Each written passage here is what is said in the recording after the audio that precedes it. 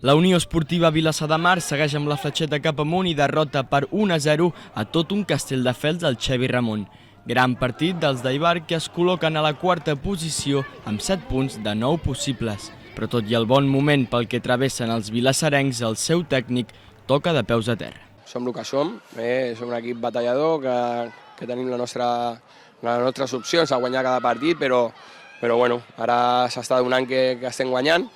més que perdent, que encara no ho hem fet, però això canvia d'un dia per l'altre i el que tenim que assumir és que el nostre pressupost és dels més baixos de la categoria, per tant hem d'esforçar-nos al màxim possible per intentar salvar-nos el més aviat possible, i si ens hem de salvar l'última jornada també seria lògic. Per tant, treballem el dia a dia per salvar-nos el abans possible i a partir d'aquí ja podrem valorar alguna altra cosa.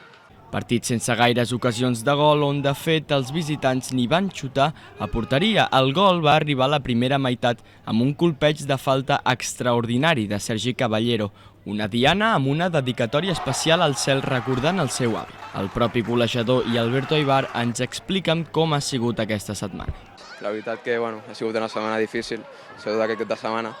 però al final, dintre del dolent, el gol i la victòria jo crec que és pel meu avi i també pel tiet d'en Marc, que és el segon entrenador nostre, que també se'n va anar també. Ha sigut una situació molt difícil, perquè divendres a la nit van perdre familiars molt estimats i van vindre dilluns a entrenar, dissabte al dematí a entrenar com si no hagués passat res, entre cometes, i avui tant un com l'altre ho han donat tot per a la victòria, i al final a sobre, si aconsegueix el Sergi el gol i la victòria, crec que tot aquest neguí i aquests moments difícils sempre s'ajuden a passar-los millor, i estem molt agraïts per aquesta situació dintre